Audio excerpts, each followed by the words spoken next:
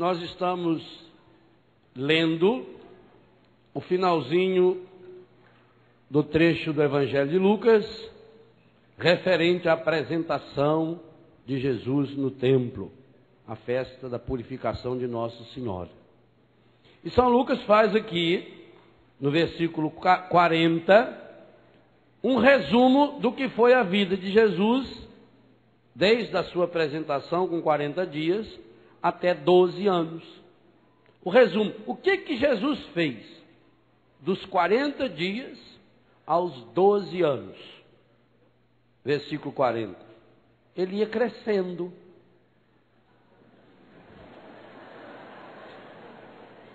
E se fortificava.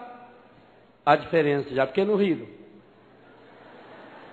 Porque nem todos que crescem fortificam. Por exemplo, marimbondo mordeu meus olhos uns 4 dias atrás. Cresceu um monte, mas não fortificou nada.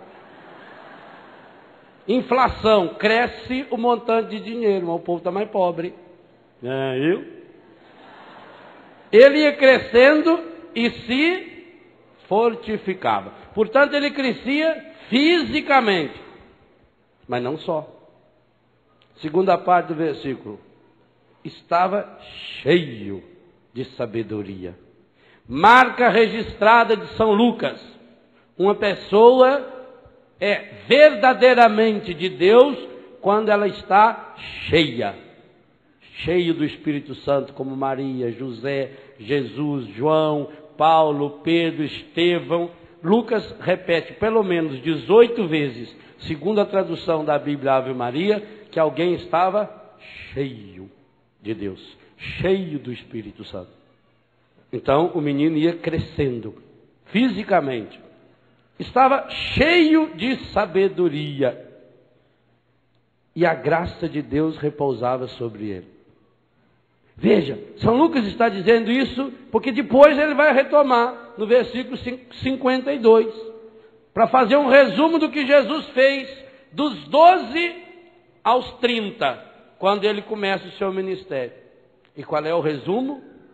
E Jesus crescia em estatura, em sabedoria e em graça. Que coisa espetacular!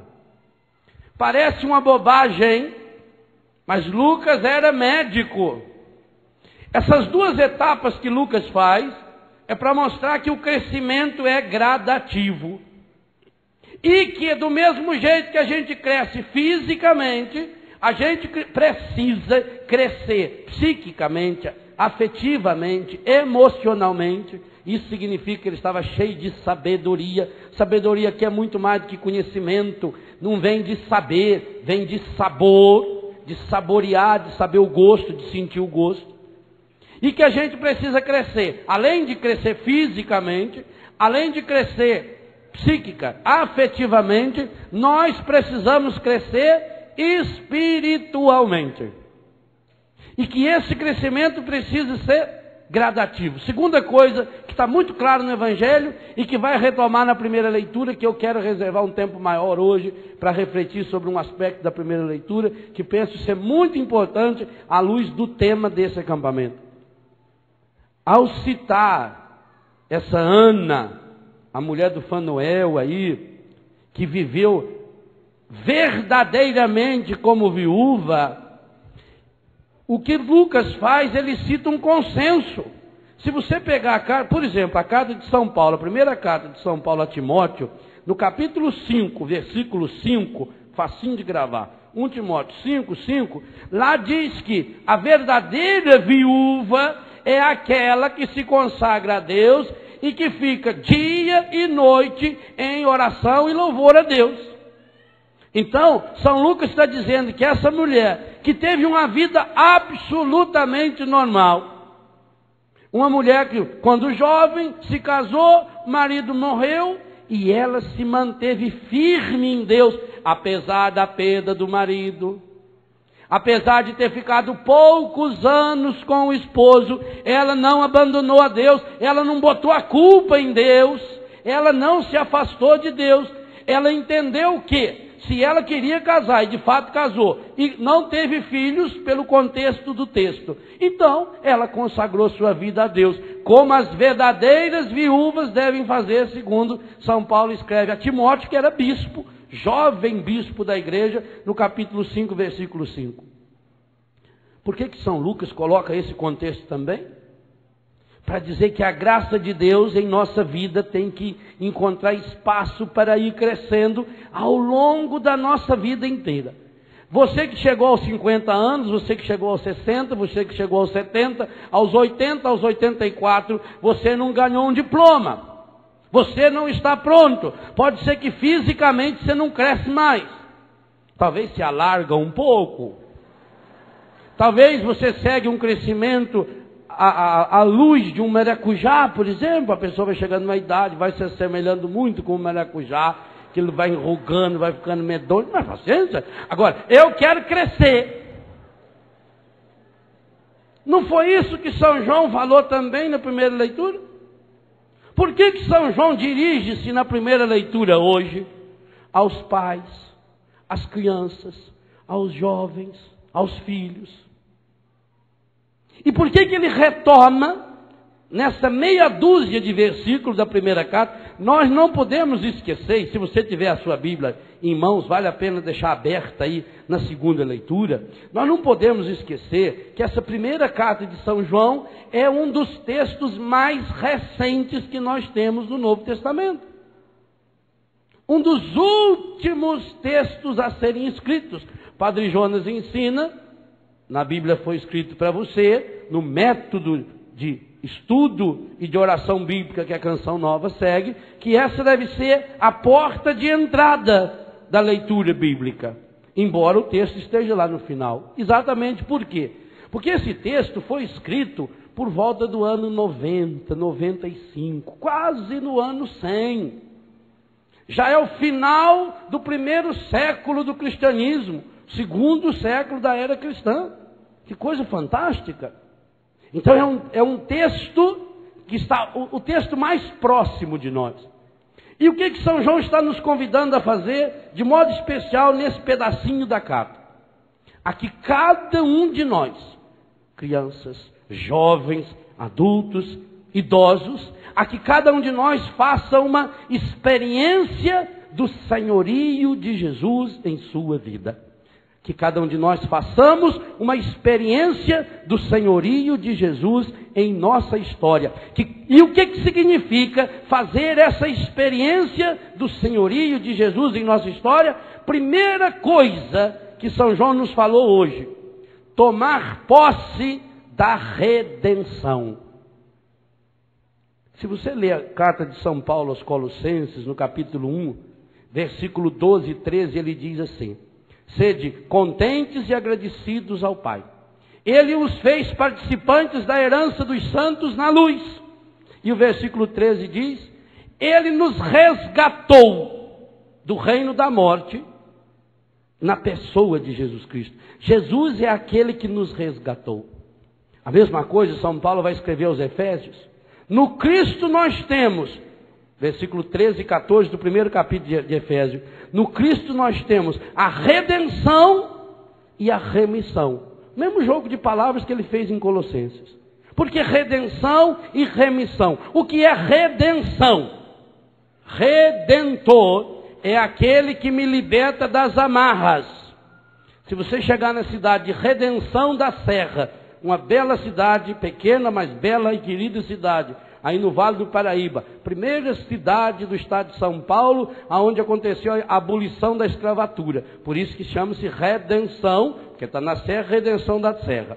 Lá na chegada da cidade tem uma estátua de um negro com as correntes rebentadas.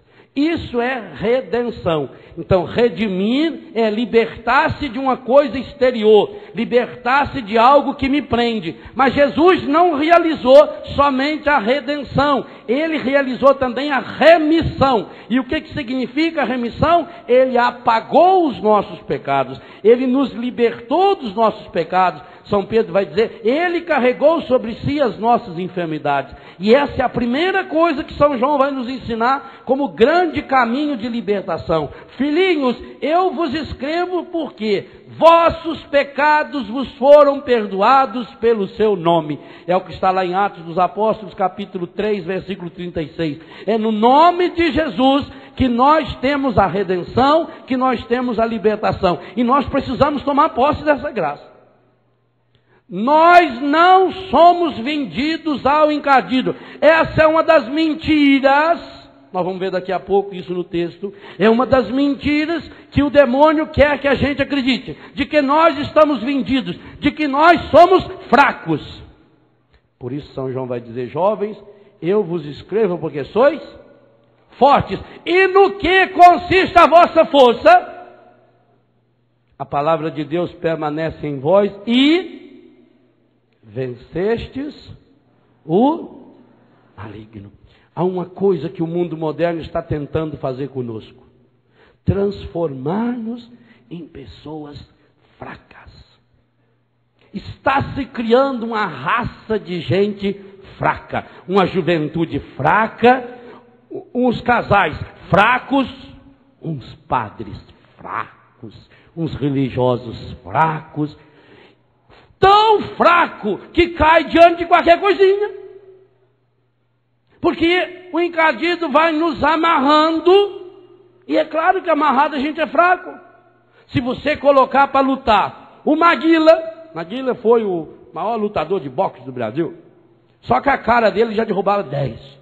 E quando dava um soco, então, Deus o livre, guarde, o soco dele chega a 160 quilos.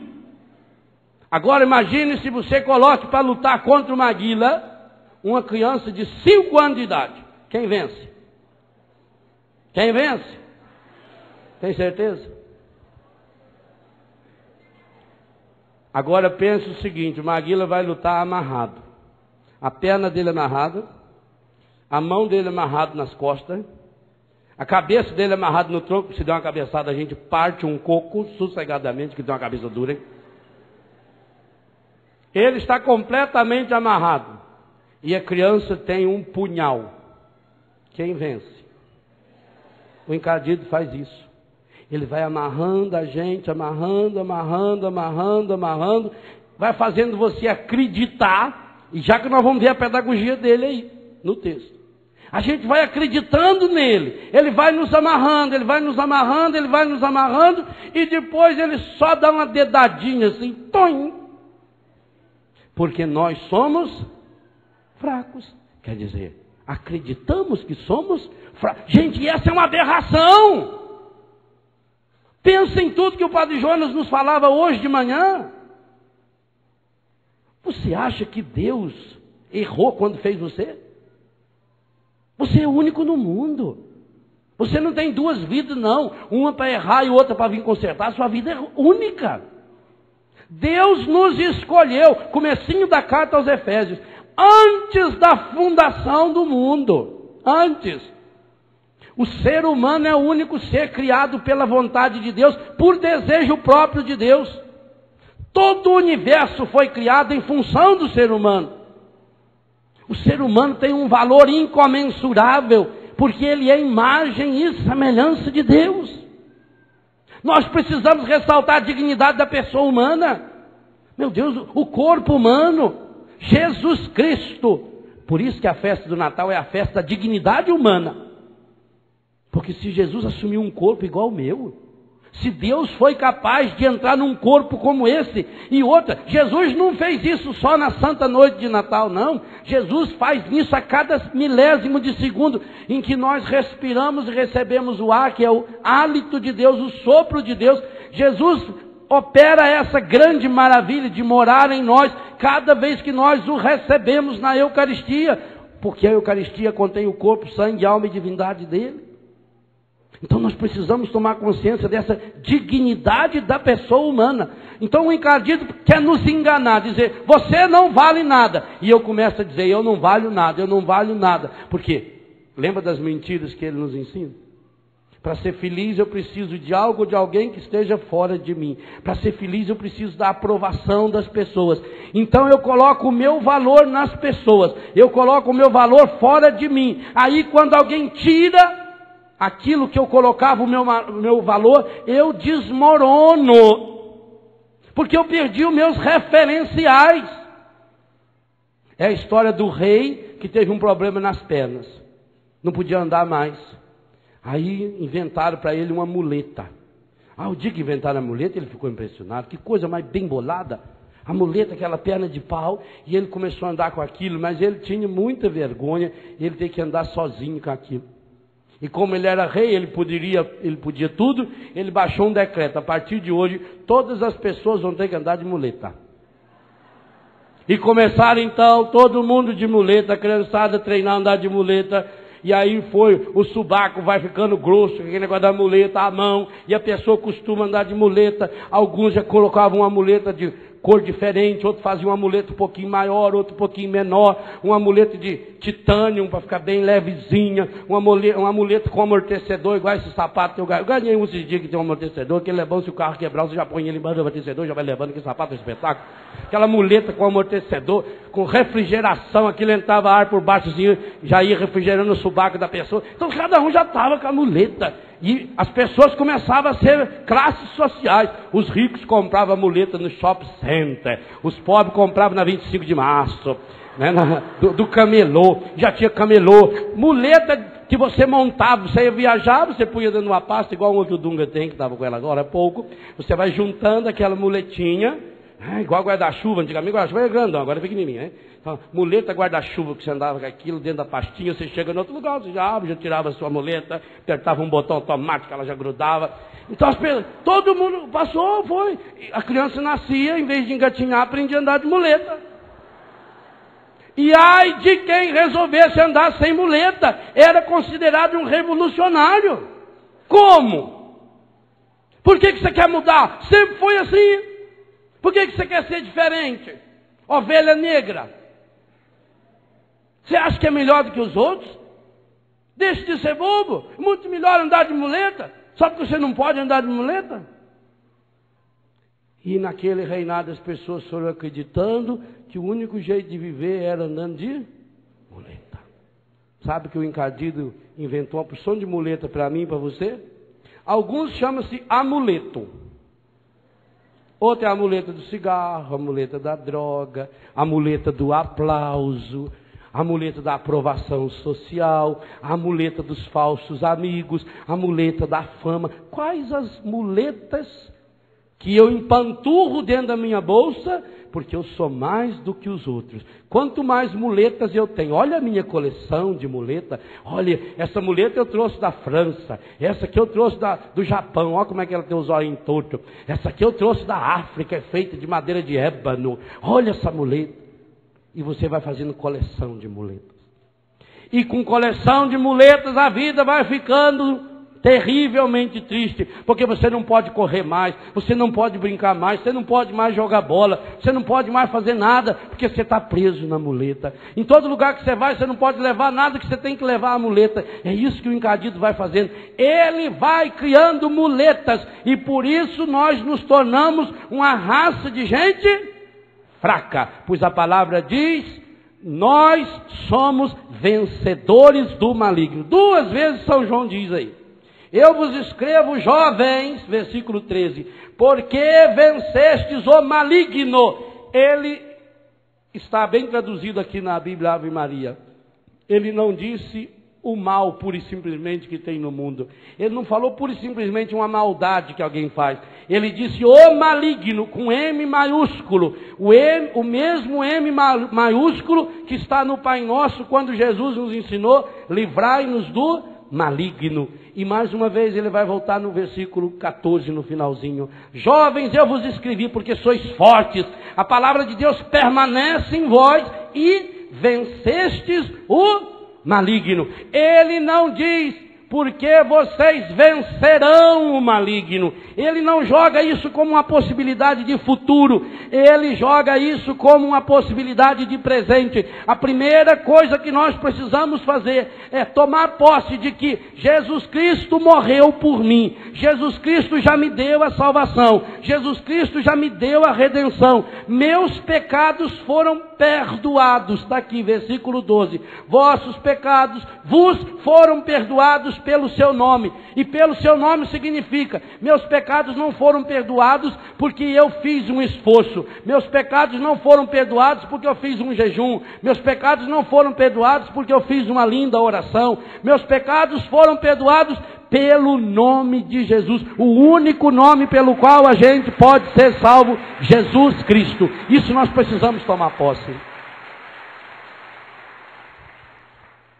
Mas tomar posse disso significa, e o texto vai aprofundando isso para nós, significa fazer uma experiência de Jesus Cristo ao longo da minha história, ao longo da minha vida, consagrando cada etapa da minha vida, cada etapa da minha história. E, bonito também, não interessa em que etapa eu esteja. Hoje, se eu tomo posse dessa graça de Deus, se eu proclamo de fato o senhorio de Jesus sobre a minha vida, eu preciso entregar-lhe os meus pecados. Agora tem uma coisa, meus irmãos. Talvez alguns de vocês não tenham feito essa experiência, mas eu já fiz. Qual é a coisa que nós mais amamos em nossa vida? Triste. Aquilo que nós mais amamos, infelizmente, são os nossos pecados. Até não gostamos deles, mas amamos. Amamos tanto que quantos de nós guardamos o pecado dentro de nós? Quantas e quantas pessoas guardam, está com 30, 40, 50, 60, 70 anos, está guardando o pecado de quando tinha 7 anos de idade, quando tinha 8 anos de idade, quando tinha 10, 12 anos de idade? O pecado guardado, ele só está fermentando para brotar. E a hora que ele brotar, ele brota com força total. As sementes da natureza de determinados tipos de árvores que chegaram a ficar, segundo os pesquisadores, os arqueólogos no Egito, até 5.000 anos. Nos túmulos, nas pirâmides, quando descobriram túmulos, descobriram sementes de trigo, que tinha aproximadamente 5.000 anos. Maravilha das maravilhas, jogada na terra, essas sementes germinaram. Há sementes da natureza, 30, 40, 50 anos. Quando você pega a semente de um flamboyant, por exemplo, ela pode ficar 15, 20 anos guardada, depois você joga na terra. Tanto que muitas sementes você compra, para você plantar, você tem que dar um choque térmico nela. Ou deixar na geladeira uma noite inteira no congelador, ou você tem que jogar dentro de uma água fervendo para ela dar uma estourada, aí joga na terra, porque é a dormência. O pecado faz isso. Então, se eu deixo o pecado guardado no meu coração, ele vai criando casca. Ele vai criando casca. Uma casca tão grande que chega a tomar conta do próprio coração. Por isso que a gente vai ficando com o coração empedernido. E porque nós guardamos a semente do pecado dentro de nós. Meu livro Rezando a Vida, aliás, no acampamento de fevereiro eu quero trabalhar um pouco isso, de um modo bem prático. No acampamento de fevereiro eu quero fazer uma experiência muito prática de oração pessoal de cura interior. Ajudar as pessoas a botar em prática a oração da cura interior. Fazer oração de cura interior até mesmo a partir das nossas próprias orações. Por quê? Porque a gente tem lá 7, 8 anos de idade, fizeram uma bobagem com a gente, ensinaram um pecado, uma bobagem, sei lá, qualquer coisa que brincaram com a gente, um primo, uma prima, um irmão mais velho, que seja uma mentira, que seja um pecado sexual, qualquer um. E aí vinha o medo. Medo de falar para o pai e com a mãe. Criança não podia falar nada, se falasse apanhava. Medo de falar para o padre. Eu me lembro da minha primeira confissão. Minha Senhora, o padre era enorme. Primeiro que o padre Arlindo já é grande. Ele já deve ter 1,80 m. De batina preta. Guarda-chuva preto, chapéu preto. além dele já ser grande, eu era pequenininho. Eu tinha lá 7, 8 anos de idade. Então a criança, ela olha de baixo para cima, o que é grande fica enorme. Imagina uma criança olhando para o Padre Marcelo. Ele tem 4,12 metros, 4 metros, na perspectiva da criança. Então eu vi aquele homem imenso. E a professora tinha falado que se mentisse para o padre, o encadito já está na porta da igreja esperando a gente. A gente, quando era pequeno, a gente tinha muito medo. Eu me lembro para o catecismo, para a primeira comunhão, minha Nossa Senhora. Ai, se a hóstia colasse no céu da boca. E se colocasse o dente e saísse sangue? A professora contou de uma velha lá que mordeu a hóstia, saiu sangue, a mulher foi para o inferno em vida. Mas, Nossa Senhora. Você sabe que nessa brincadeira quase eu matei uma irmã minha. A Ziza mora lá em Manaus. Ô Ziza. Eu era molequinho, uns 4, 5, 6 anos de idade.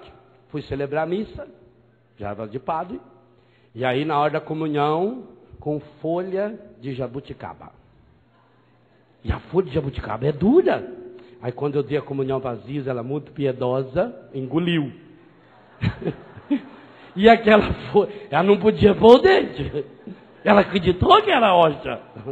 E ela começou a engasgar com aquilo e foi ficando roxa. Olha, se não é um parente nosso chegar lá e enfiar o dedo na garganta, tirou a hóstia dela lá. Estava verde, mas é porque já era verde. Então a gente tinha medo. Agora você imagina contar para o padre os pecados. Então a gente combinava o pecado. A professora falava, você tem que contar para o padre que você desobedeceu a aranha, você falou nome feio, você pensou coisa que não devia. Você não sabia nem se pensar, você ia lá e conversava. Chega lá, o padre tinha uma gradinha assim, você joelhava ali. Conta os seus pecados. Fala mais alto. Aí você olhava para trás para ver se não tinha ninguém na fila, estava escutando. Aí eu falava, desobedeci o pai, com a mãe. Mais alto. Desobedeci meu pai, com a minha mãe, meu pai. Falei nome feio. Palavrão. Às vezes eles citam os palavrão todo, né? Pensei coisa errada. Pequei contra a castidade. Não sabia nem quem que era a castidade. Mas pequei, eu falei pro padre. Pequei. Reza o ato da condição. Alto ou baixo. Tanto faz. Senhor meu Jesus Cristo, tenho um grande pesar de você ter ofendido por pôr com a vossa graça. Nunca mais tornar a pecar. Já pensou? Eu prometi isso. Dia seguinte. E aí? Não devia ensinar essas coisas para a criança, não. A criança sofre muito. Em vez de ensinar, eu prometo que com a sua graça eu vou lutar para não pecar mais. Eu nunca mais vou pecar. Eu falei isso para o padre. Mês seguinte, conte os seus pecados da última confissão. Aí você já começava a negociar. Aí a gente já ia ficando amigo do padre. O padre já conhecia o nome da gente, já guardava a voz da gente. Você ia no escuro, no confessionário, mas sabia sua voz. E quando ele chamava a gente pelo nome, nossa! E o medo que eu tinha de falar meus pecados no sermão. Já pensou? Por exemplo, aqui o Léo. Hein? Esse menino teve um problema, né? Não. Ainda mais eu que era coroinha, calça curta branca, ficar lá do lado do padre. É chegado, né? Então a gente não conta o pecado. O pecado fica lá. Às vezes é uma bobagem. Mas aquela bobagem. Aí veja, não contar aquilo que era um pecadinho desse tamaninho, agora a minha consciência me acusa. Puxa vida. Eu comunguei em pecado mortal. Agora veja, eu comunguei em pecado mortal. Se eu não tive coragem de confessar para o padre, nem aquele pecadinho desse tamanho, agora eu vou contar para ele que eu pequei em pecado mortal? Que eu comunguei em pecado? Não vou, não conto. E aí eu vou confessar, mas não conto tudo. Veja, gente, que terrível aquilo que eu falei já desde anteontem. Que terrível ensinar para as crianças que elas têm que receber aprovação, que elas não podem ser reprovadas, que elas têm que receber elogio, que elas têm que ser amadas por todo mundo. Coisa mais imbecil que ensinaram para nós. Você tem que ser amado pelos outros. E a gente passa a vida inteira, me dê amor, me ama eu.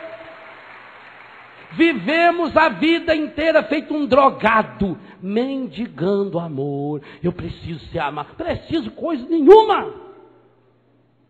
Porque esse amor não é amor. Então nós escondemos, aí nós passamos a ter uma relação amorosa com o nosso pecado. Nós guardamos ele no coração. E o pecado guardado dá fruto. Ele começa a criar raiz, ele vai devagarinho, ele vai ocupando seu coração, sua mente, a sua memória, a sua inteligência, a sua sexualidade, o seu corpo. E aí aquilo que vocês riram achando que era engraçado, mas não é, você cresce em estatura física. Mas em sabedoria, afetividade, você cresce, quem sabe fica com 12, 13. Muitos de nós temos afetividade de 12 anos, de 11 anos, de 10 anos. Você pega um adulto de 40 anos que se masturba. Afetivamente é uma criança de 11, de 9 anos que estava descobrindo o corpo. Talvez de 4 ou 5 anos de idade. Percebe? Um adulto de 40 anos, mas que vive com as mentirinhas. Começa a contar uma coisa, já vai, aí ele emenda uma mentirinha na outra mentirinha, porque ele quer ser amado. Aí ele conta, até no erro ele conta vantagem. Ele tem 40 anos de idade, ele tem o físico de 40 anos. Mas a afetividade dele ficou com 12, 13, alguns ficou com 17, com 18. E a espiritualidade, pior ainda. Quantas pessoas que hoje têm o físico de 40, o bolso de 40, a cultura, já viajou o mundo de 40 anos, a educação de 40, estudou, fez uma faculdade, mas tem a afetividade de 18, de 16, de 20. Quanto homem com 40, 45 anos, aí larga da esposa para sair com as menininhas de 17, de 18, acha que elas gostam deles, é um bando de bobo mesmo, cada um tem o que merece. Gosta do dinheiro dele, deixa de ser idiota. Mas é bobo nasceu para sofrer, tem que sofrer mesmo, deixa de ser bobo, para ver se deixa de ser besta. Então ele tem 40 anos de idade, tem dinheiro de 40 anos, tem cultura de 40, tem a afetividade de 18, de 20 e a espiritualidade de 6 ou 7. Já pensou que baderna? Qual é a idade da minha espiritualidade? São Paulo diz, vocês são crianças na fé, eu não estou podendo dar para vocês, eu só estou dando leite para vocês, só estou dando papinha para vocês. Está na hora da gente crescer na fé. Mas e como é que eu vou crescer na fé? Eu tenho que partir dessa certeza. Meus pecados foram perdoados. Portanto, se eles foram perdoados, eu que não vou ficar guardando eles para mim. Nós estamos lutando para chegar aos 100%. Já está com 93%. Só falta 7%. Maravilha. Pode aplaudir, é muito bom. Só 7%. Esse 7 significa 450 mil reais. Então, imagine que o Eto tenha lá 2 promissórias que ele assinou. Uma de 200 e uma de 250. Aí hoje à tarde caem os boletos, mais gente ajuda. Amanhã cedo vem a grande notícia, 100%. Está pago aquela promissória. Ele vai guardar aquilo para quê? Foi pago, a primeira coisa que ele vai fazer? Rasgar. Não é assim? Já foi pago. Ô meu irmão, o seu pecado já foi pago. O seu vício já foi pago. Você tem que rasgar isso. Agora Jesus pagou. Ele deu o sangue dele na cruz. Mas você está guardando isso. E alguns, além de não rasgar e não jogar no coração do Senhor, coloca numa moldura. Tem alguns que põem na parede assim, aqueles retratos da parede que ele enche de moldura. Olha, aquela dívida que eu fiz lá. Olha aquele pecado que eu fiz. Aquele outro pecado, aquele outro pecado. Eu preciso tomar posse da graça de Deus em minha vida. E eu preciso assumir Jesus Cristo como meu Senhor. E é isso que vai me tornando forte. E como é que eu faço isso? São João diz, pela leitura, pela meditação, pela abertura à palavra de Deus. Versículo 14. Jovens, eu vos escrevi porque sois fortes. E a palavra de Deus permanece em vós. Vamos retomar o que nós conversamos ano passado. Nesse acampamento. Quantos fizeram a experiência da leitura? Não vou nem perguntar, porque ontem, quando o padre Marcelo perguntou, virou de costas e eu estava de frente olhando. Eu fiquei com vergonha. Falei, não adiantou nada da minha pregação aqui do ano passado. E não vem me dizer que não dá tempo, não. Porque eu, para cumprir a minha parte, li 2 vezes. De cabo a rabo. E risquei todas elas embaixo ainda. Dá tempo, sim. Basta você colocar a palavra de Deus como prioridade na sua vida. Porque enquanto a palavra do mundo tiver prioridade na sua vida, enquanto você empanturrar seu coração e sua vida com novelas, é claro que você vai se tornar cada vez mais fraco. Eu sou forte na medida em que a palavra de Deus permanece em mim. Por que Maria é forte? Por que Maria venceu? Por que Maria pisou e sapateou na cabeça do engadido? Porque ela conservava a palavra de Deus no seu coração. Maria era assídua leitora da Bíblia. Eu gosto muito da imagem de Santana. Lá em Guarapuava, Betânia está na paróquia de Santana. A imagem de Santana é sempre Nossa Senhora menina e a mãe dela com o rolo da Bíblia. Nossa Senhora aprendeu a ler a Bíblia com Santana. Santana é o maior santo que a terra tenha visto. Santana é mãe da mãe, Santana é vó do Cristo. Ensinou Maria a ler. Maria era a mulher que degustava a palavra. E como é que nós sabemos isso? Quando Santa Isabel a elogiou, ela começou espontaneamente a fazer uma oração. E na oração de Maria, o Magnificat, ela cita de cor 14 textos do Antigo Testamento. Você sabe quantos de cor? Quantos textos você reproduz na sua oração? Por que que Ana, como é que essa senhora de 84 anos só tinha 2 coisas a fazer com sua voz? Louvar a Deus e falar de Jesus? Porque ela era uma mulher cheia da palavra de Deus. Agora, quem não tem o coração cheio da palavra não pode louvar a Deus, então reclama da vida. Quem não tem o coração cheio da palavra não pode falar de Jesus. E quem não fala de Jesus, fala da vida dos outros. Escolha de quem que você quer falar. Se você quer falar de Jesus, encha-se de Jesus. Mas para isso tem um processo de libertação que São João nos ensina de forma maravilhosa. Versículo 15. Se você quer continuar ser um vencedor, e veja bem, leia os primeiros capítulos do Apocalipse, escrito por o mesmo São João. 7 vezes. É só os 7% que falta. 7 vezes. São João diz no Apocalipse, ao vencedor eu darei.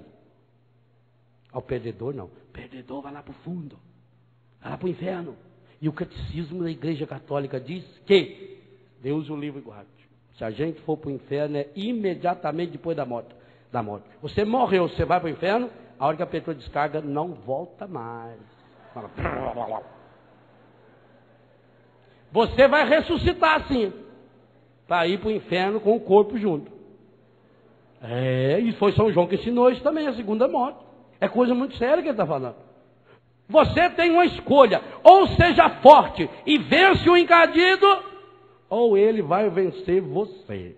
Não, meu filho, minha filha, meu irmão, minha irmã, viva como se hoje fosse o último dia da sua vida. Um dia você vai acertar. Versículo 15. Não ameis o mundo, nem as coisas do mundo. Mas que separação é essa de mundo? Por acaso eu não estou no mundo? Eu já sou anjo? Se alguém ama o mundo, não está nele o amor do Pai. Não ameis o mundo, nem as coisas do mundo. Se alguém ama o mundo, não está nele o amor do Pai. O que ele se refere por mundo aqui? Versículo 16. Por quê? Tudo que está no mundo, agora ele vai explicitar 3 coisas, que eu queria que você ficasse com o coração bem atento a essas 3 coisas. A concupiscência da carne, a concupiscência dos olhos e a soberba da vida. Essas 3 coisas não procedem do Pai, mas do mundo. E esse mundo aqui que ele está falando é o mundo mergulhado nas trevas. É o mundo feito por aquele arquiteto que nós já ouvimos aqui há 2 dias atrás. É esse mundo. É o mundo preparado pelo encardido, que é o príncipe desse mundo exatamente por isso. Essas três coisas.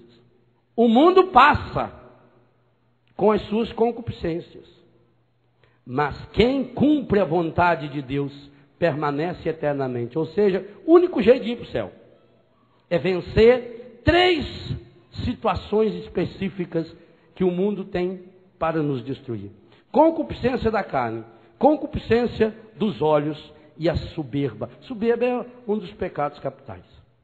É o orgulho, é a prepotência. É a gente achar que é forte, mas basear essa força em coisas exteriores. Porque a concupiscência da carne, e a Ave Maria traduz, concupiscência da carne e concupiscência dos olhos. No texto que nós ouvimos na missa, falava da cobiça dos olhos. Eu prefiro essa tradução da Ave Maria. Aliás, eu, pessoalmente, a Bíblia que eu mais gosto, para leitura diária, para oração, é a Bíblia da Ave Maria. O que é concupiscência? Concupiscência é aquilo que o pecado deixou marcado em nós, que nos anela a ele, que nos faz grudado a ele. É o domínio que eu deixo o pecado, o demônio, o maligno, o encardido, exercer sobre mim. É a tendência que fica em mim, é o pagamento que ficou em mim. É aquilo que São Paulo explica muito bem no primeiro capítulo de Romanos. Quando a pessoa deixa-se conduzir pelo pecado, ela vicia-se no pecado.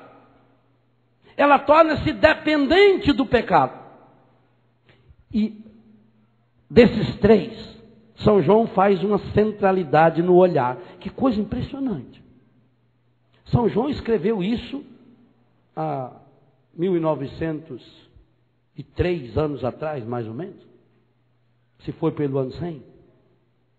Gente, uma das formas do encardido entrar na nossa cabeça, no nosso coração, uma das formas privilegiadas é o nosso olhar. Por isso que Jesus fala, o olho é a lâmpada do corpo. Se o corpo é são, se o olho é são, todo o corpo será são. Por isso o encardido usa da dominação dos nossos olhos, para ir fazendo-nos, pouco a pouco, dependentes e reprodutores do pecado. É triste saber, por exemplo, isso no mundo inteiro, e o Brasil não foge disso. Consulta número 1 da internet, sites pornográficos. Que tristeza. Tipo de literatura mais consumida no mundo, revistas pornográficas. Não é por acaso que a sexualidade de muitos de nós está estragada, ferida e machucada. Não é por acaso que essa concupiscência da carne, que hoje atinge também outras áreas do nosso corpo, a gula é um exemplo disso, o vício do cigarro é um exemplo disso, o alcoolismo é outro exemplo, as drogas. Não é por acaso, isso é programado. Vejam bem que as descobertas de Sigmund Freud, o pai da psicanálise, elas foram muito bem usadas pelo mundo. O mundo sabe usar muito bem. E nós, cristãos, deveríamos saber usar muito mais as descobertas dele e colocá-las a serviço do Evangelho, como tentou fazer Carl Gustav Jung, ou como fazia Santo Agostinho, mesmo sem conhecê-la, através do seu grande processo de cura interior.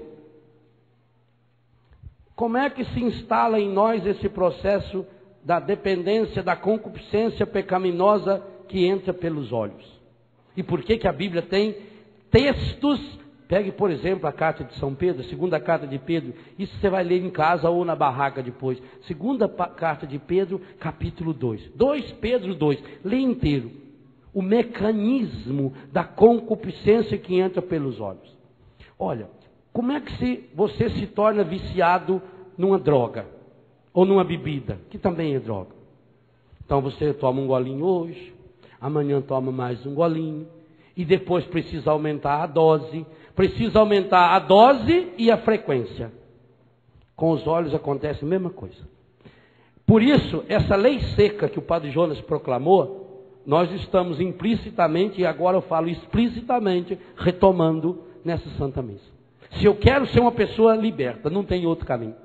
Eu preciso romper com o pecado. E digo uma coisa a você: depois que a dependência da concupiscência dos olhos e da carne entra numa pessoa, não existe terapia humana capaz de vencê-la.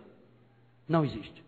Ou você mergulha a sua vida na graça de Deus, ou você não vai sair dela. Não tem a menor possibilidade. Por quê? Porque ela se instala num homem de 40, de 50 anos, que tem uma sensibilidade de 18 e uma espiritualidade de 6 ou 7. Por isso é impossível. Imagine que esteja brigando dentro de você a sua sexualidade, fisicamente, de um homem de 30, 40, de uma mulher de 50 anos, de 35 anos.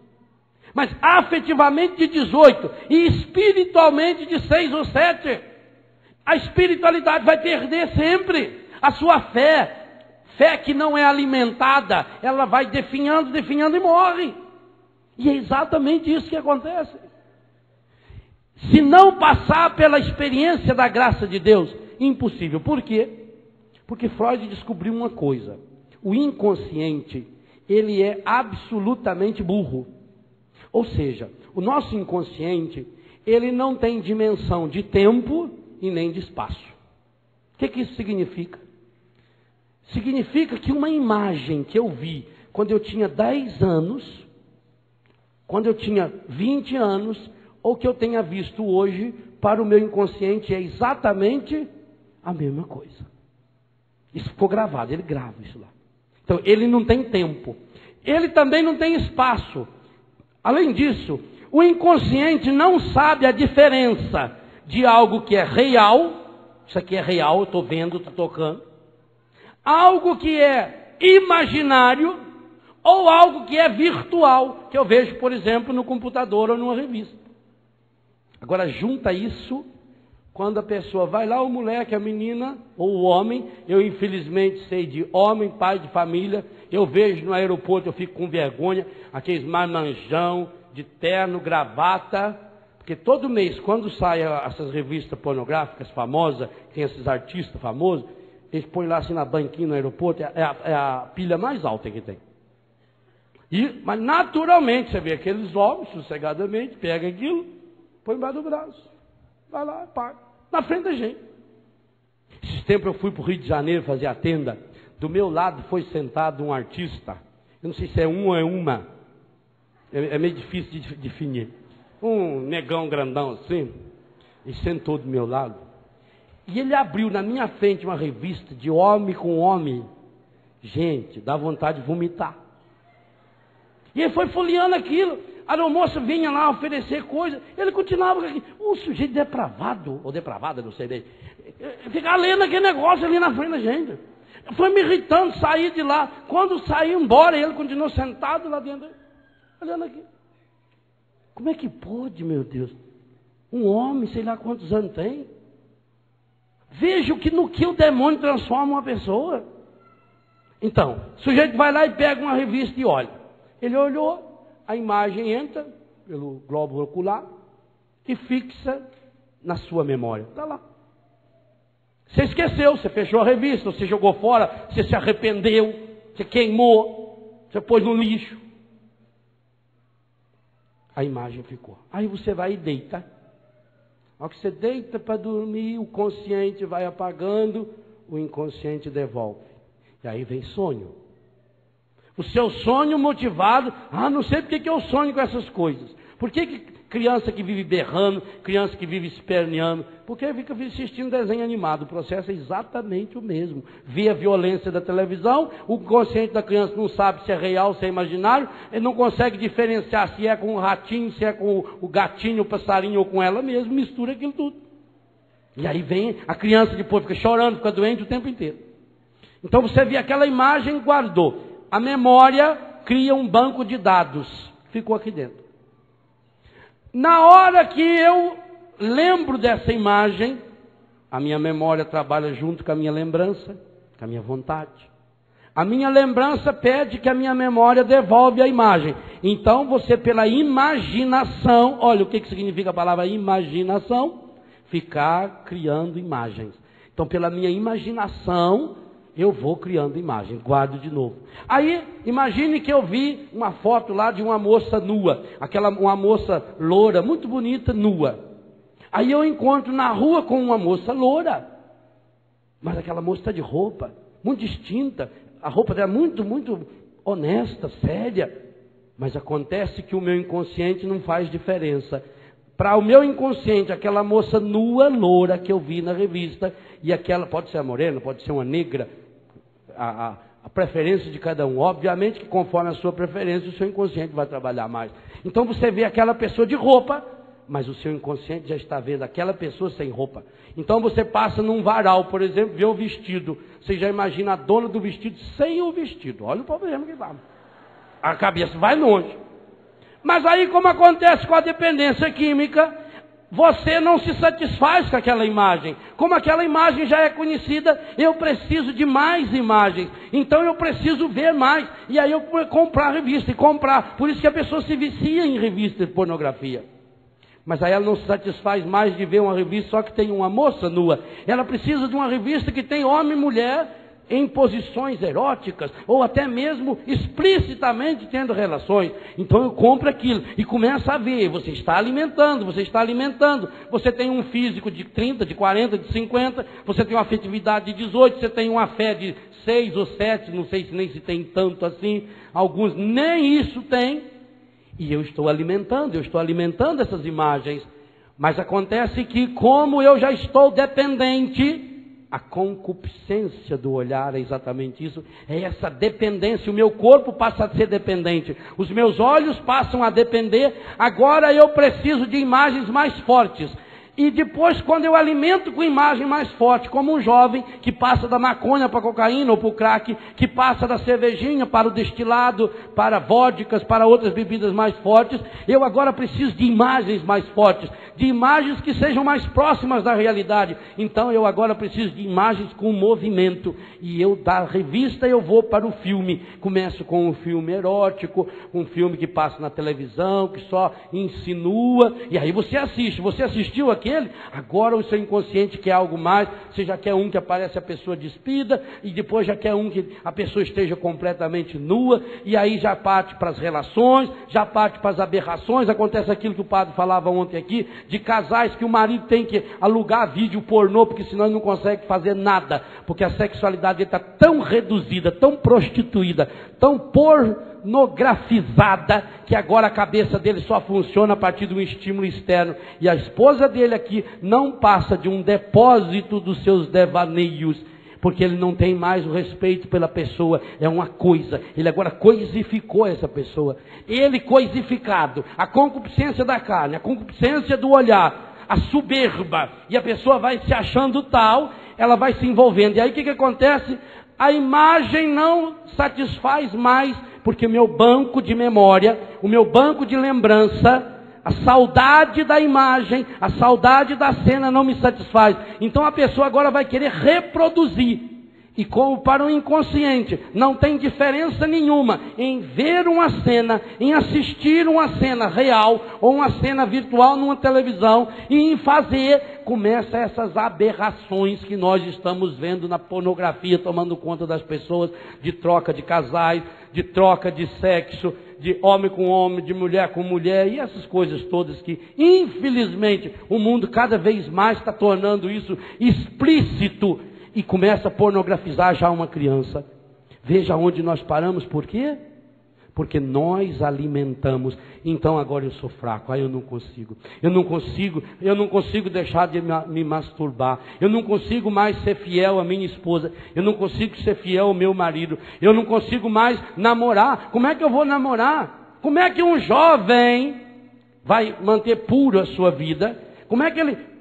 É aquilo que ontem foi falado. Como é que senta no colo e não faz nada? Aí o problema é muito maior. Tem que procurar um médico com urgência. Porque senão você tem que ir atrás da prefeita de São Paulo para ela aprovar logo aquela lei lá para resolver o seu problema, para poder casar homem com homem. Senão você está perdido mesmo, meu filho. Nós vamos entrando nesse rolo compressor, e isso vai acontecendo com a comida, isso vai acontecendo com a bebida, com tudo. A pessoa vai se tornar escrava, porque tem um físico de 30, de 40, de 18, de 20, tem uma afetividade de 12, de 13, tem uma espiritualidade de 5 ou de 6. Ou a gente cresce em idade, sabedoria e graça diante de Deus, e, versículo 52, que não lemos, mas eu citei, diante de Deus e diante dos homens, diante das mulheres. Meus irmãos, minhas irmãs, a pureza é uma opção, sim, mas precisa ser alimentada. E digo a você, depois que se instalou esse distúrbio, ou passa-se pela experiência da graça de Deus, ou a pessoa vai afundar cada vez mais. Por quê? A imagem de pecado guardada no coração vai fecundar pecado. Santo Agostinho explica isso, e ele fez uma experiência profunda disso. Santo Agostinho vai dizer: quando eu alimento a concupiscência, ela vira uma necessidade. A necessidade alimentada se transforma num vício. E o vício, nós sabemos, ele precisa ir aumentando a dose, aumentando a dose, aumentando a dose.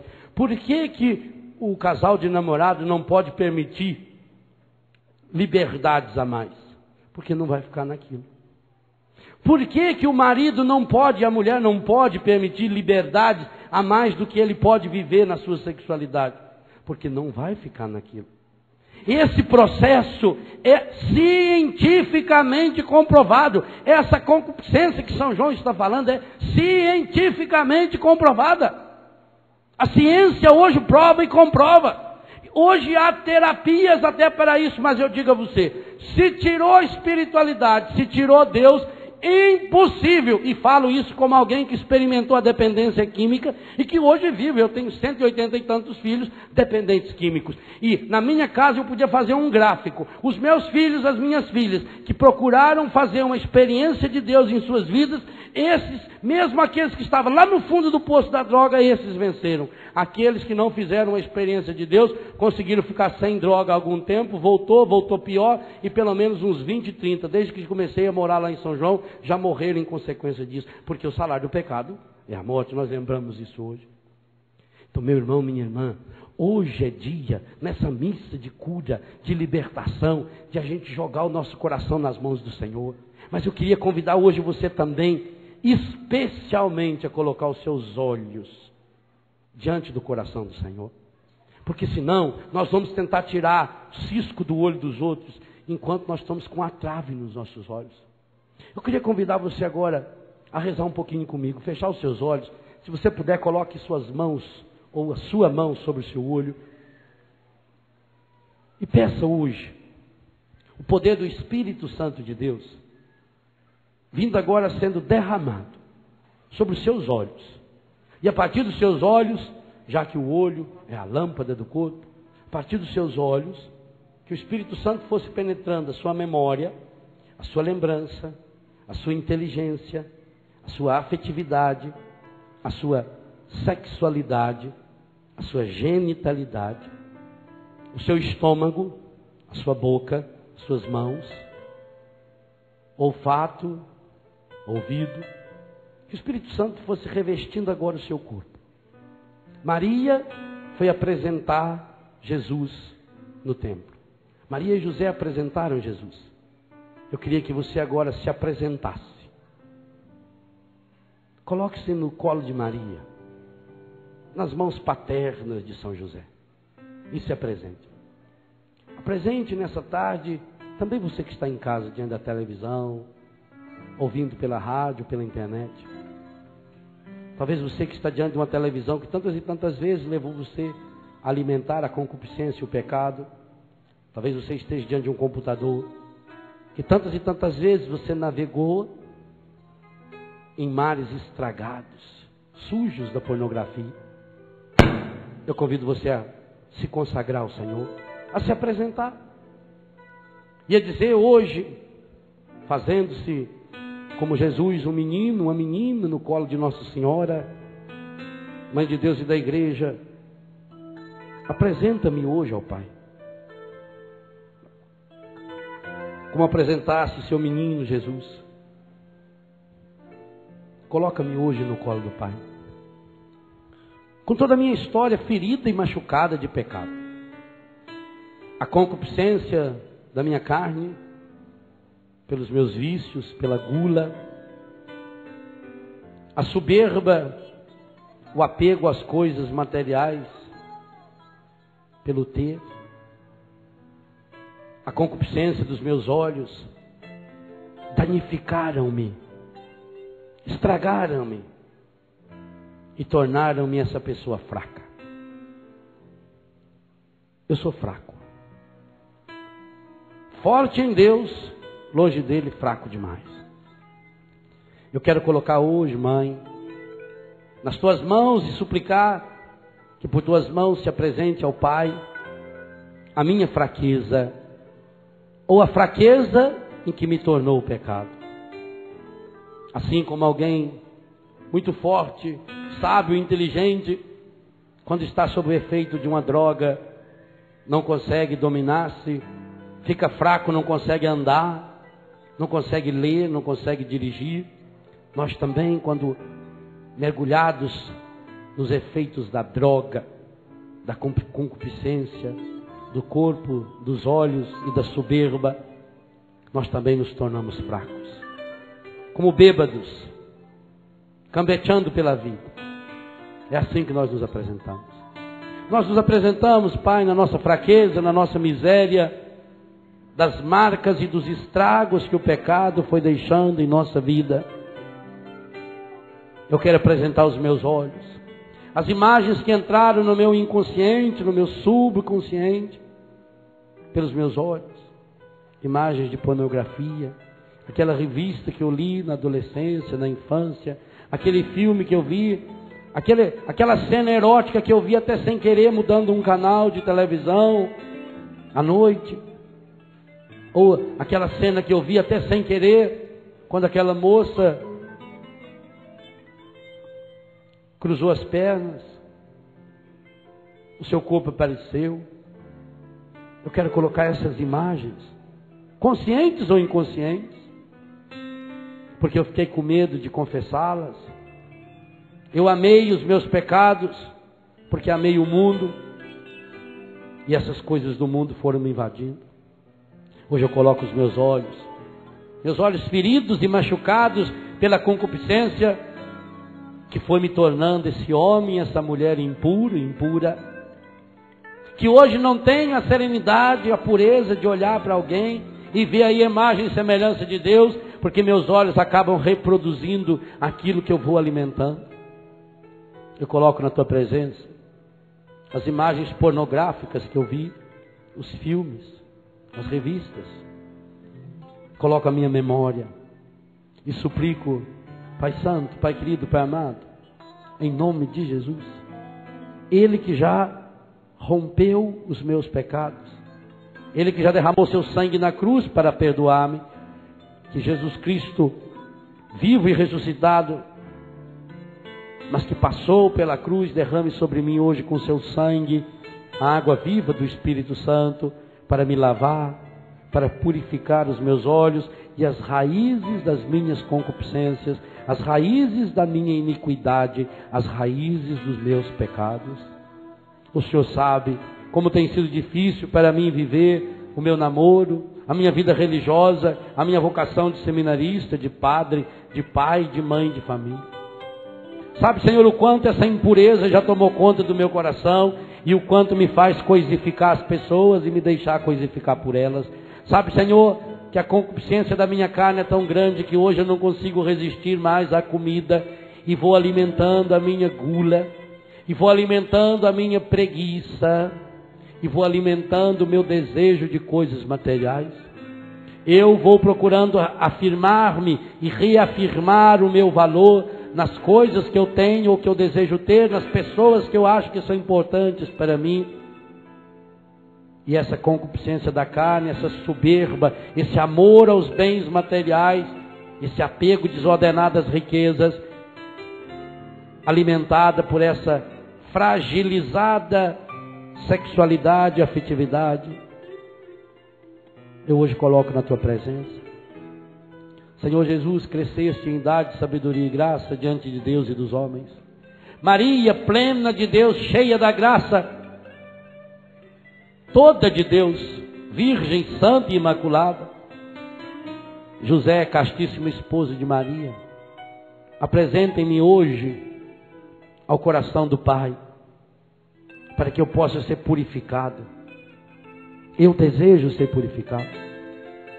Em nome de Jesus, eu renuncio nessa tarde os vícios que eu alimentei e as raízes dos meus vícios, dos vícios do cigarro, da bebida, o vício que eu tenho de assistir televisão.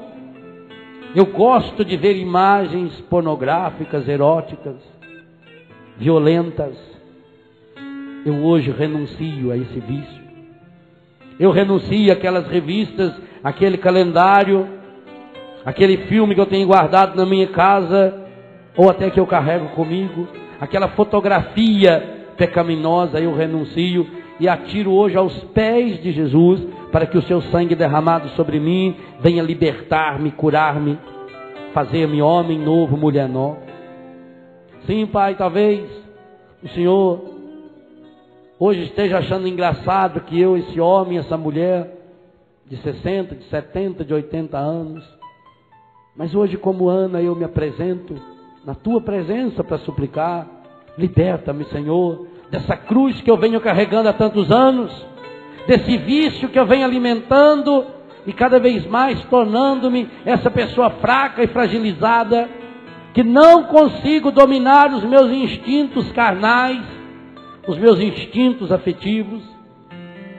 Quantos distúrbios, quantas ideias passam na minha cabeça, pelos meus olhos, pelo meu ouvido, o gosto que eu tenho, Senhor, pelas coisas pecaminosas. De hoje não consegui abraçar uma pessoa com pureza, com respeito. Eu suplico nessa tarde, Senhor, liberta-me, Senhor. Assim como a canção nova quer entrar o ano sem dívida, eu também quero, Senhor. Eu não quero levar para o ano de 2003 nenhuma dívida do meu pecado, nenhuma marca que ficou do meu pecado. Eu quero despojar-me inteiramente nessa tarde, Senhor, na presença do seu Filho Jesus Cristo, meu Senhor e Libertador, e tomar posse da salvação que Ele me oferece. Sim, Senhor Jesus, eu o aceito, eu o acolho, eu o assumo como meu Salvador pessoal, como Senhor da minha vida. E eu preciso que Tu sejas de fato o Salvador, Senhor, porque eu não consigo me salvar, Senhor. Eu estou me perdendo cada vez mais, Senhor. E é por isso que eu suplico agora, Senhor, que na água viva do Espírito que vem sobre mim, venha também a libertação, a cura, a restauração que eu preciso. Senhor, como abriste os olhos dos cegos, cura-me dessa cegueira espiritual.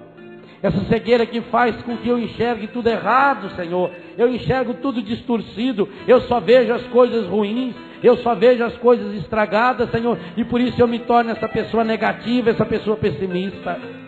Sim, Senhor, cura os meus olhos. Liberta-me, Senhor, pela misericórdia infinita do Teu coração. Liberta-me, Senhor, dessa opressão que hoje a minha sexualidade exerce sobre mim. Eu quero ser essa pessoa nova, Senhor. Eu não quero mais ser dominado. Eu não sou fraco, Senhor. Então tira de mim, Senhor, a concupiscência que faz-me um homem fraco, uma mulher fraca. Eu sei que eu não sou, Senhor, mas na prática eu estou sendo pior do que fraco, Senhor. Eu estou sendo fragilizado, feito um bêbado, eu cambeteio pela vida, Senhor, e qualquer coisinha me derruba, qualquer coisinha me empurra. Eu renuncio hoje, Senhor, meus pecados. Eu renuncio toda a pornografia, Senhor, que está nos meus olhos, na minha memória, na minha mente, na minha lembrança, Senhor. em tudo aquilo que entrou no meu consciente, desceu para o subconsciente, no meu inconsciente. Eu coloco hoje, Senhor, e eu proclamo o seu senhorio sobre todas as trevas interiores que eu estou alimentando consciente ou inconscientemente ao longo desses anos todos, Senhor. Eu quero ser um homem novo, eu quero ser uma mulher renovada, eu quero ser um consagrado inteiro, Senhor. Eu quero viver a castidade, eu quero viver a pobreza, eu quero viver a obediência à Tua palavra, eu quero ser um casal verdadeiramente santificado pela graça, Senhor. Eu quero ser um jovem, uma jovem cada vez mais puro, cada vez mais pura. Eu quero ser um sacerdote santo segundo a Tua palavra, Senhor. Mas sozinho eu não posso, sozinho eu não consigo. Por isso eu suplico, derrama sobre mim nessa tarde, Senhor, a água viva do Espírito Santo. Vá se levantando seus braços e suplicando. Vem, Senhor, com o Espírito Santo, derramar inteiramente sobre mim a água viva que lava, que me purifica, que me restaura, que opera em mim a maravilha desse banho de regeneração, esse banho do novo nascimento. Levante seus braços, cante ao Senhor, peça ao Senhor, suplica ao Senhor, renuncia na autoridade de Jesus, tome posse da palavra que disse hoje para você. Você é um homem livre, você é forte, você venceu o maligno. Tome posse da graça de Jesus em sua vida.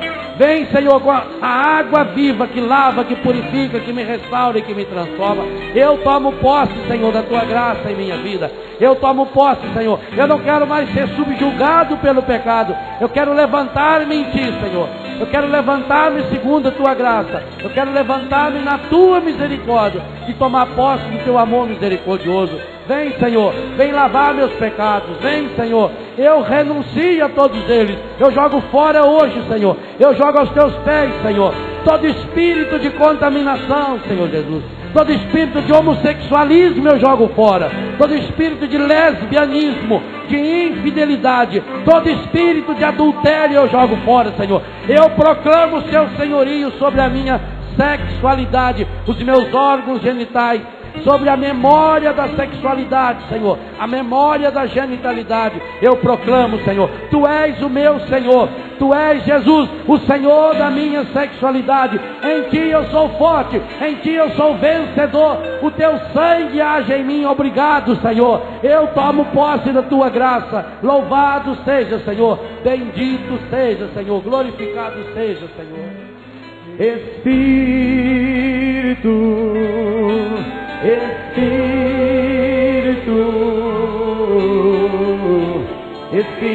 Santo de Deus, Espírito Santo de Deus,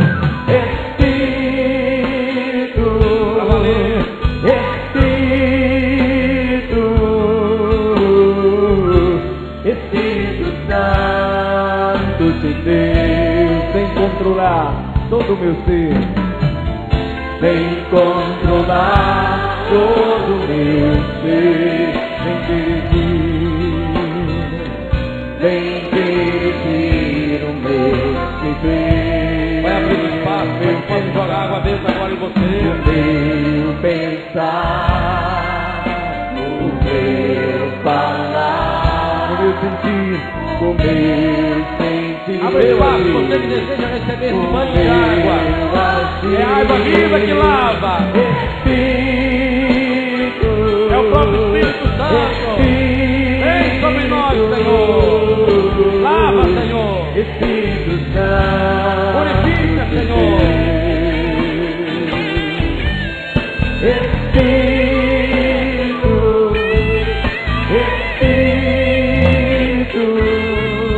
peça, Senhor. Espírito Santo de Deus. Vamos abrindo espaço aqui no meio. Vamos cantar mais uma vez essa música. Controlar todo o meu ser. Vem dirigir o meu viver. Está recebendo, Senhor.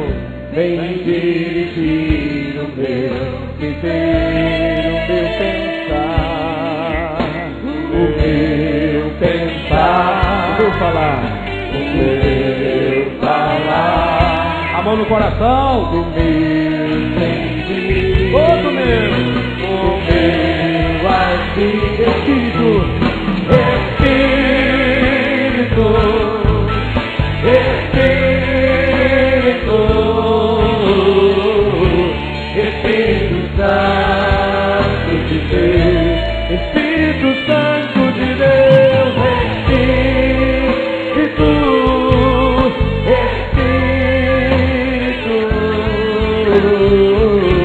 Espírito Santo de Deus. Solta a sua voz. Espírito, vá pedindo essa força de Deus. Mais do que pedir, tome posse. Jesus Cristo é o Senhor da minha vida. O pecado não domina mais sobre mim. A partir de hoje eu sou um homem novo. Não vou levar dívidas, nenhuma dívida. Eu não posso mais, eu não preciso mais carregar pecado, porque Jesus Cristo pagou com seu sangue na cruz os meus pecados. É no nome de Jesus que eu tomo posse dessa graça hoje em minha vida. E por isso que eu renuncio. Eu quero e vou ser. Eu sou forte. Em Cristo eu sou forte. Eu venci o maligno e a palavra de Deus permanece em mim. Eu não volto mais para o adultério. Eu não volto mais para a prostituição. Não volto mais para a pornografia. Não volto mais para o homossexualismo. Não volto mais a ler nenhuma revista, a ver nenhum filme, porque o meu corpo pertence ao Senhor, e porque eu me apresentei ao Senhor, porque eu me pus nos braços de Maria, porque eu sou forte no Senhor Jesus. Eu venci, eu estou vencendo, eu sou vencedor. Obrigado, Senhor. Obrigado porque eu sou esse vencedor. Obrigado, Senhor, porque eu estou tomando posse. Obrigado, Senhor, porque teu Espírito Santo está sendo derramado em minha vida. E eu estou começando hoje essa vida nova. Hoje é o primeiro dia do resto da minha vida. Hoje é o primeiro dia dessa vida nova, desse homem forte em Deus, dessa mulher forte em Deus, desse sacerdote forte em Deus, desse seminarista forte em Deus. Eu pertenço a Deus. O Senhor tem exclusividade sobre a minha vida, sobre os meus olhos, sobre a minha memória, sobre a minha inteligência, sobre a minha afetividade. Eu renunciei. Eu tomei posse dessa graça. Obrigado, Senhor. Louvado seja, Senhor. Bendito seja. Tu és o meu Senhor. Se é verdade, tem que ser mais forte. É para Ele. O Senhor é o Senhor que nos lava. É o Senhor que nos purifica. A Ele a glória, a Ele, muito, muito louvor do nosso coração. Obrigado, Senhor. Obrigado por essa libertação que está acontecendo. Obrigado, Senhor, por essa libertação que o Senhor já está operando. Obrigado, Senhor, por essa libertação que está acontecendo com esse meu irmão, com essa minha irmã, agora diante da televisão. Por esse banho de regeneração, por essa pessoa que agora está molhada, não só com a água benta, mas molhada das lágrimas, porque o Senhor está lavando esse coração, lavando essa memória, lavando as lembranças, limpando e purificando. Obrigado, obrigado, Maria, porque ao apresentar hoje Jesus no templo, tivestes a coragem, a graça, mãe, de pegar-nos no colo, porque nós, embora já sejamos adultos, jovens, não passamos de crianças na fé, de crianças na afetividade. Obrigado, mãe. Agora eu quero ir contigo, mãe. Eu quero ir contigo, José. Sagrada Família de Nazaré. Eu quero que a minha casa seja essa casa da Sagrada Família de Nazaré, porque eu quero crescer em idade, sabedoria e graça diante de Deus e dos homens. Eu quero crescer por inteiro. Eu não quero mais ser essa pessoa cambeta. Eu não quero mais viver com as muletas e nem com os amuletos. Eu sou livre. Eu sou vencedor. Eu pertenço ao Senhor. Louvado seja, Senhor. Bendito seja, glorificado seja, Senhor. Glórias a Ti, Senhor. Glórias a Ti, Senhor. A Ele a glória. Nós te louvamos. Glórias a Ti, Senhor. Aplaude, Senhor. Louve, Senhor.